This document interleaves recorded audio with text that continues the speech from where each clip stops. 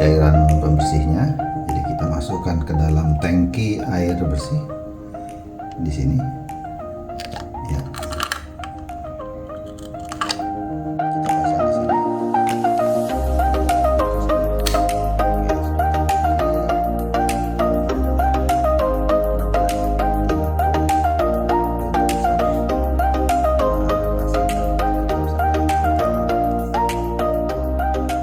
Pengoperasiannya mudah saja. Di pegangan ini ada tombol auto max buat maksimum atau otomatis, dan ini pakai ini saja, kita start langsung dia otomatis nyala dan jalan. Jadi ini kalau sudah nyala, tapi kalau tongkatnya ini kita tekuk seperti ini, dia otomatis mati.